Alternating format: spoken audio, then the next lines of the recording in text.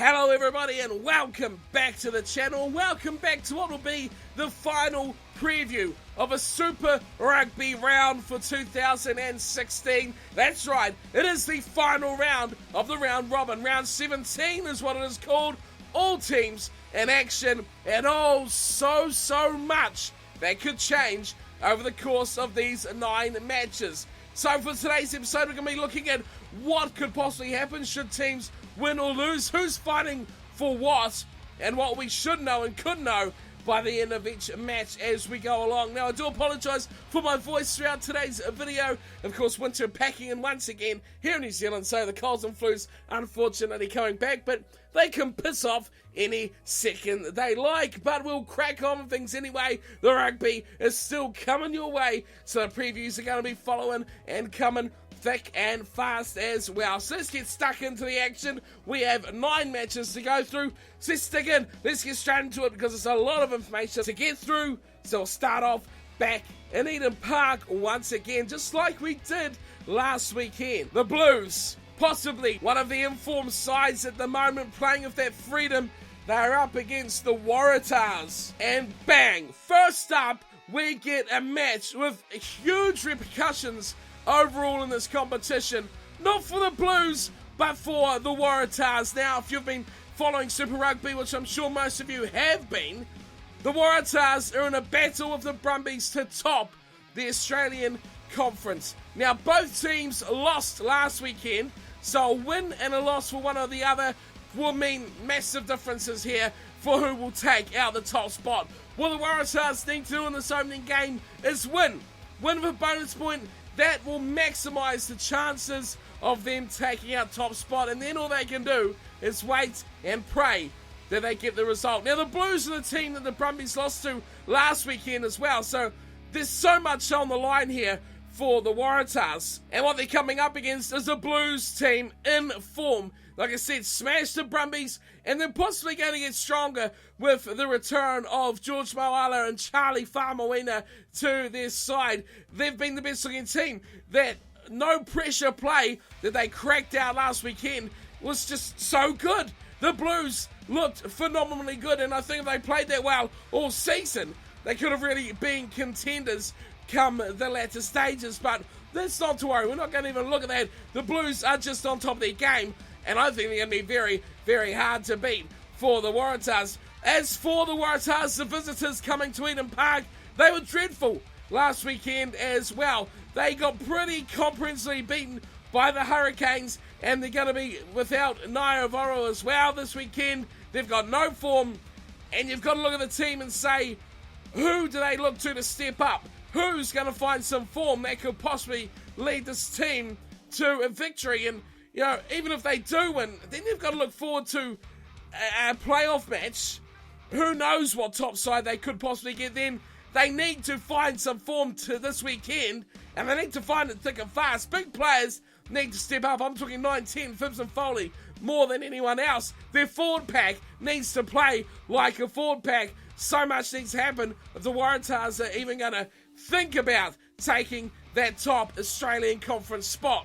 Now, once again, I'm going to go out on a limb, and I think the Blues just look too good in the last couple of weeks. And the Waratahs, they're going to have to hope they can manage a bonus point for finishing within 7, because I've got the Blues coming out on top 29-23, which will put the Waratahs up 1 point. Now, if the Brumbies lose and lose quite convincingly, there's still possibly a hope that they could take that spot. But I think this is it. Waratahs, your road ends against the Blues. They're going to finish you for 2016. 29-23, that's my pick. So with the nail in the coffin of one of the Australian sides, we move over to Suncorp, where 2 teams who don't have anything to lose here. Their season effectively over. They're just playing it out for pride. It's the Reds versus the Rebels, and both sides got absolutely pumped last weekend. But I'm still impressed by the new faces that have come in to the Reds over the recent weeks since the international break. Young players returning. I mean, they do look a bit better. They look a bit more with an idea of what they want to do, and I think they're really pushing towards the future, which I like to see. The Rebels have had a good season, but I think these last couple of weeks have been just a bit too much for them, and they may struggle against the Reds team, who seems to be like they've got renewed life with all these new players coming in, which is great for the Reds. You've got to say, though, the Rebels have had a fantastic season. They're in the running to top the Australian pool for a while. Fell away just for the international break, which could have sort of killed this season. But really, you've got to look back and say this could be the turning point season for the Rebels to become, a decent kind of side and a competitive side in Super Rugby if Australian rugby can lift its level and become a top shelf side once again. But it's good to see them taking their chances in a conference that has been relatively weak.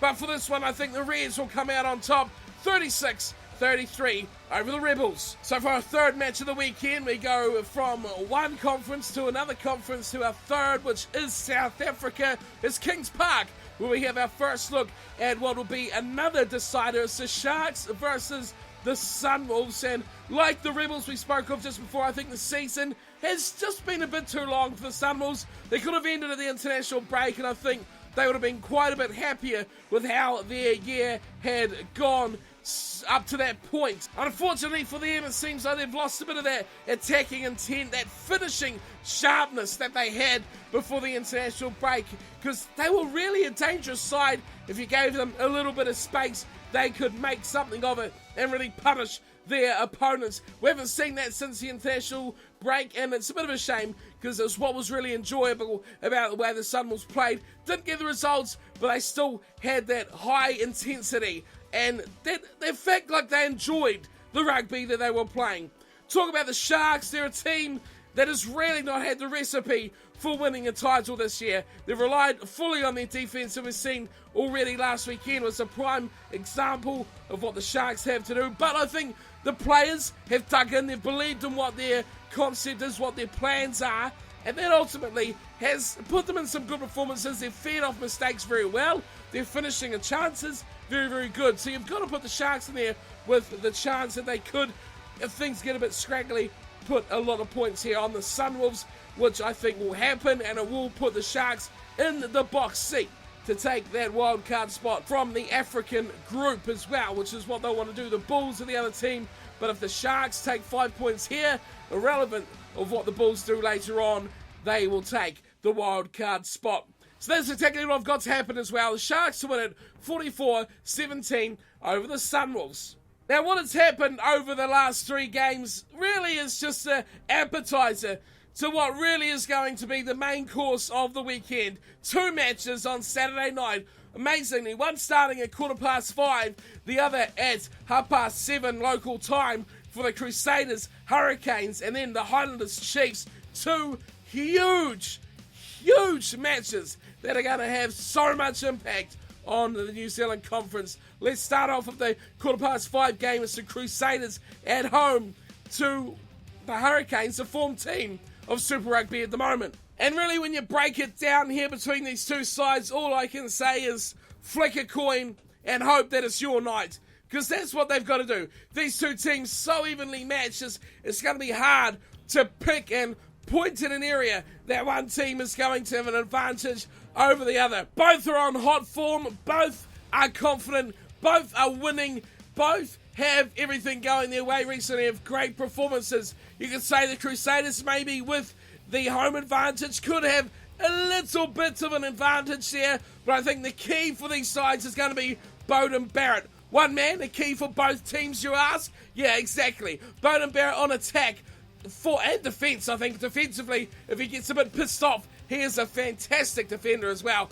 But I think attacking, Beauden Barrett is the key, because he illuminates the men outside him. If they can shut down Beauden Barrett, not only will it mean the Crusaders will gain an advantage on their attack, they'll probably get a bit more ball. The Hurricanes' attack will not seem as potent as it was. That's the key. Shut down Barrett, and I think the Crusaders could win it. If they can't do it, the Hurricanes most likely will pull away with a victory. Other key areas in the back row, we're talking players like Ardie Savea and Victor Vito up against Matt Todd, Kieran Reid, Jordan Taufua. There's some big names in there, fringe All Black kind of areas, and that's going to be a massive battle between the teams. Other area, the back three. The likes of Savia, the likes of Jane, Nadolo, McNichol as well, Israel Dag, another one. There's a lot of players who can really influence this game. Who's going to have the lucky day? Who's going to have that magic touch? I don't know. It's a tough one to pick. Like I said, toss a coin and you've got a pretty good chance of picking the winner. For me, I'm going to nudge it, and a lot of you will probably disagree, with the Hurricanes. I just can't argue with form at the moment. The Hurricanes just look so devastating on attack, and we've seen it before, like in Fiji a couple of weeks ago, when the Chiefs fought back, attack with attack. It did kind of nullify the effect of the Crusaders. I think it might have a similar kind of game than what we've seen in Fiji at AMI Stadium this weekend. I think it's going to be horrifically close. 34-29. I've got the Hurricanes to pip it, and that'll really put the whole table into turmoil as well. When you look at the New Zealand Conference and the way it sits currently, if the Hurricanes do pull out the win, they will go above the Crusaders, and depending on our next match, they could even, should the Chiefs go down to the Highlanders, they could even take number one spot in the New Zealand Conference. So much could happen. So much is on the line. Bonus points are going to be vital, but I don't think there's going to be any here for either side for scoring tries. However, the Crusaders should pick up one for, of course, getting within 7. So that's my pick. It's a tough one to call. So tough. Just like our next match, Forsyth Bar Stadium, Highlanders versus Chiefs. What a wonderful game this would be to go and watch as well, between these two sides who attack very well. But really, all I can say here again is give me that coin back, because we've got to toss it again. This is too hard to pick, and you've got to pick one of these two sides. And you've got to go back here and credit whoever made these fixtures, because aren't they just absolutely fantastic? All these matches nearly have some sort of repercussion to the overall table. There's probably a couple. You look through the table. Of course, the Reds and Rebels don't have too much bearing. Stormers and the Kings. Stormers are already sorted. Cheetahs and the Bulls might not have any effect if the Sharks pick up their win as well. But overall, you've got to say that the fixtures list really has adapted nicely to giving this tournament a fantastic final round robin. But back to the match. Highlanders, Chiefs, any four of these sides in the last match and this match could take the top spot depending on results, which just makes a fantastic competition as well. The Highlanders are at home, but you got to question, they just got back from Argentina as well, so a long flight trip. They've pretty much travelled the whole world in the last couple of weeks, going all the way over to South Africa as well. That's going to have some toll on them, whereas the Chiefs have just been dilly-dallying around in Australia and back again, so they won't have too much jet lag and that sort of effect on them. Both will have that real counter-attacking play. Ben Smith versus Damien McKenzie and that sort of thing. It's so much going on. So many good matchups. I mean, Sopoaga and Cruden, the midfield battles, outside back battles. Then the Holos are in action as well. James Lowe, I think he deserves to be an All Black. I've said it 100 times over. He has to go in the Rugby Championship or India Tilla. We don't have that many good wingers, but I'll save that rant for a selection video later on in the year, I guess. But this game is just like the last. Tough to call, tough to pick, and toss a coin and take your pick. I'm going Highlanders, keeping the faith with my local side, 23-18, going to do it over the Chiefs. I think they're going to be some fantastic plays, but ultimately, attack, defence, they're going to knock each other out, and it'll be a real arm wrestle. They're going to have to look to the forwards. That could be where this game is won and lost. Who knows? Someone's going to have a bad day, someone's going to have a good one, and they'll be celebrating at the end of the night. So if that wasn't enough to whet your appetite, the action continues on as well as we're off to Canberra for what shouldn't be too much of a contest. The Brumbies are up against the Force, but it depends what pressure has been asserted on the Brumbies by the Waratahs in our first match of the weekend. That's right, if the Waratahs do in fact beat the Blues, the Brumbies will be required to beat the Force by however many points, depending on that Waratahs result, to take back their top spot. Now we know, we've talked about this before, the Force, a very good side at playing for nothing and just upsetting the apple cart against a team that piles on the pressure themselves. The Brumbies they could be that team this weekend. And this is a massive game for the Australian Conference, if it is in fact still alive. Of course, if the Blues do win that opening game, this match will be effectively void because the Brumbies will still be in front and they will just need to play out the season, already guaranteed their top spot in Australia. What the Brumbies do need to do, if they don't need to win this match by much, if they've already got it in the bag, they need to find some form. They need to play something special, need to find some sort of continuity, find some form, find some players who are going to break a game, maybe have a bit of extensive rotation off the bench, give these guys some extra game time. I don't know, they need to find something, because if the top Australian side is the Waratahs or the Brumbies, the way they've been playing in the last couple of weeks, they'll be gone first week of the playoffs, no question. I can't see them finding a good performance to beat any of those other sides in the space of a few days. They need to find it this weekend. Last chance saloon for the Brumbies or the Waratahs.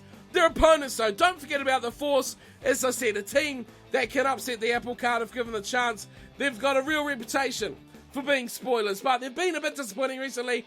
Terrible in the wet last weekend against the Stormers, but they're just a team that can start something out of nothing. What I think they really miss is their captain, Hodgson. Since he's been missing, they've really gone downhill in a big way. They miss him massively. They need him back as soon as possible next season. If they're going to have any hope of improving, they need to recruit better.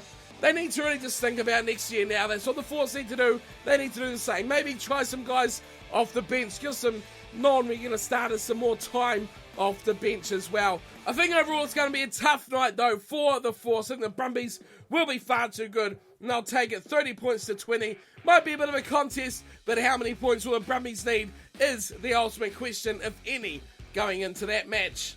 Okay, so just 3 matches remain of the 2016 Super Rugby round robin, and we go to South Africa again. Newlands and Cape Town for the Stormers, who are back at home after a great little tour, are up against the Kings. Now, this match doesn't have anything riding on it. The Stormers have guaranteed their spot top of their conference in South Africa, and they will just be wanting to possibly do what the Lions are going to do, rest a few players, keep some people fresh, try out some new combinations, get the bench working effectively, and possibly just have a really good hit out against the Kings. Put them away nice and early. That's what they need to do. They have the confidence knowing that their conference is in the bag, and that will surely help them play with a more free style against a team like the Kings, who don't really seem to defend that well anyway, so it should really open it up for both sides to get a bit more expansive. The Kings could get some more points here, but the thing I want to mention here mostly is the Stormers have really flown under the radar. Now, I mentioned it in the review of last weekend's matches. How many people knew that the Stormers have a 9-point lead over the second place Bulls in their conference, and they are well and truly guaranteed that conference spot. Now, the Stormers really, like I said, flown under the radar. They've really been almost forgotten about. So much attention going on about the New Zealand Conference, how amazing it is and all that sort of garbage. Then the Australian Conference and how dreadful it's been. The Lions being the first team to qualify for the playoffs with the Stormers. Don't take anything away from the Stormers. They're a bloody good team, and they will be more than happy just to float on under the radar, carry on their merry way, and prepare to strike when teams least expect it, saying, oh, the Stormers are in the playoffs, how delightful. Bang! The Stormers have beaten you and you are gone. You don't know even what's happened. I expect the Stormers to be the dark horse of the Super Rugby playoffs this year. But keeping on the topic of their match with the Kings, however, here, what have they got to do here? They can finish on a high. They can aim to get a single point from the match and then take their tally for the season up to 10. That would be a nice goal for them. They don't really have much to achieve here, but what they do need to do is build on their performances. If they can shake the Stormers, as we've seen them do to a lot of teams already this year, they can take that as a pretty big positive. Other than that, just look to next season. Maybe learn some new defensive patterns. That's really been their weakness. They've attacked all right, I think. They've scored a few points, and I think the Kings have done... I know a lot of people are going to say they've done rubbish, but I think given the way they've come into the tournament and what they've been expected to compete with, you've got to say, give them a couple of years at least. I think they've done all right. Not fantastic. They've done okay. It's what we expect. The Jaguars, the Kings, and the Sunwolves, all about the same from all three of those sides. Okay, so result-wise from that game, I've got the Stormers wiping the floor here. 55-22.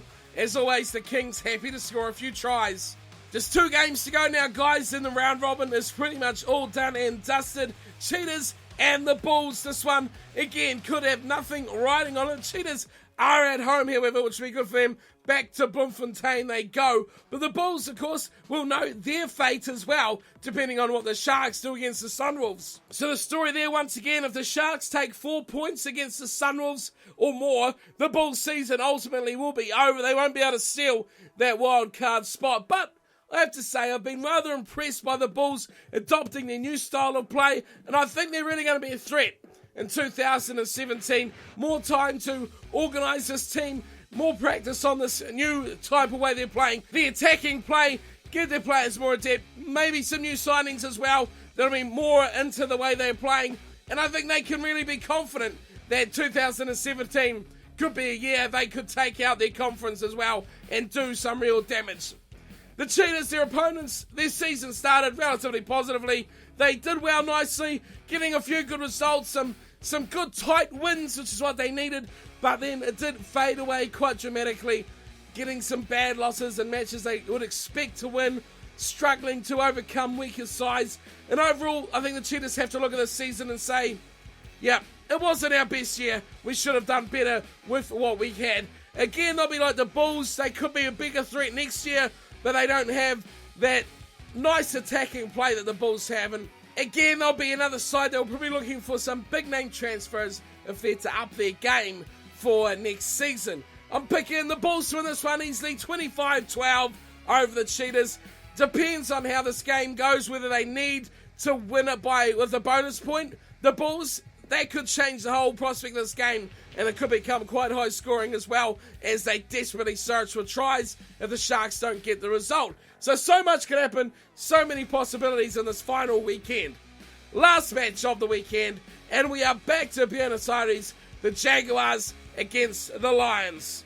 So the bizarre thing to come out of this match today is that the Lions have made 15 changes. That's right, a full team's worth of changes by the Lions. Now, I can hear the Jaguars sitting there rubbing their hands together thinking, oh, dinner time, boys. This is our chance to knock over the top of the table team. But you've got to say, it's a cocky move by the Lions. Is it the right thing to do? Is it the best tactic? Often it's something that backfires quite dramatically to the team that does it. Other times it goes under the radar as well. No one really notices. The team comes away with a tidy victory and everyone moves on with their lives. So this is where the Lions learn. This is where they test their depth, and I guess going in as the possibly top qualifier should they win this game. Maybe they'll need to test their depth because they've still got a few weeks of the tournament to go. As for the Jaguars, I think this will boost them. They'll be looking at this saying, yeah, these guys are underrating us. They're pretty much taking a piss on us. They're making a mockery of us, and, that's offensive to the Jaguars. We're a better team than that. And if this does happen this way, I do hope the Jaguars do go out saying to the Lions, this is not your den. You are not going to beat us with your C-grade team. I do hope the Jaguars go out there and they battle and they fight. And I kind of do hope that they actually give the Lions a bit of a kick up the arse and say, do not underestimate what we can do. And they'll be really up to it, I think, and I do hope that they are boosted by their home crowd for one more time, and they love to treat their crowd, do the Argentinians, the Jaguars. They are that type of people, passionate, all of them in the stands. They'll be egging their team on to do it one more time. And to beat the top of the table side, well, that wouldn't be just the icing on the cake of an average Jaguars season, but it could finish with a nice little creamy layer on the top. Alright, so that wraps me up here for our final preview of Super Rugby round robin play. I hope you'll have an exciting weekend watching rugby. As always, leave your picks in the comments who you think's going to win each match. And as always, the top picker will get a special mention in the review next week. But until then, thanks for tuning and watching. I hope you've all enjoyed today's preview of the action. Hope you'll have a great weekend watching rugby, and I hope your team does the job out there as well. Of course, hit me up on Twitter. Make sure you follow me on there at Cornflakes Crib. Have a bit of a banter going on. It's always good to see you guys out there having your say in the topics of discussion about the rugby over the weekends and throughout the week as well. Always a great place for some good old chit chat. You guys are already on there. Thanks for joining me as well as always, and I'll see you all next time. Until then, take care.